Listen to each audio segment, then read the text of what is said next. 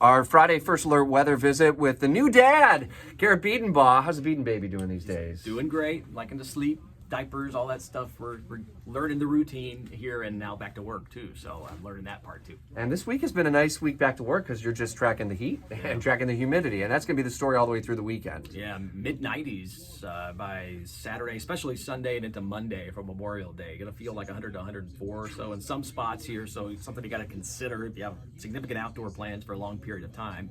Consider the heat.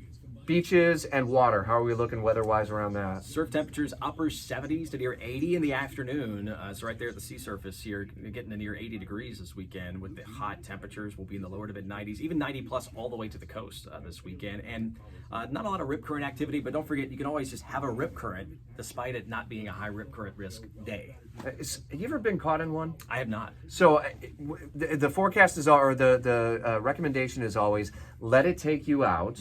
And then, because it will eventually release you, and then don't go right back into it. You got to swim parallel to shore, right? Yeah, and don't panic because that end up making you tired if you're flailing around. So you swim parallel back out of the rip current after that, and then back to the shore. Then you can head back to shore. And we are into the phase of late spring, early summer, where we do have more lifeguards on the beaches. Last thing is the NOAA updated weather forecast for the hurricane season, calling for a very active season. Yeah, it will be a well above average season most likely here as we transition into La Nina phase and the equatorial Pacific. That typically increases the number in the Atlantic, and also the very warm sea surface temperatures. Hurricane season starts a week from Saturday, officially June 1st. Enjoy those 2 to 3 hour naps with baby Biedenbaugh over the long holiday weekend. Garrett Biedenbaugh, First Alert forecast will be on your radio on 104.5 WOKV throughout the weekend and on CBS 47 and Fox 30 Action News Jax.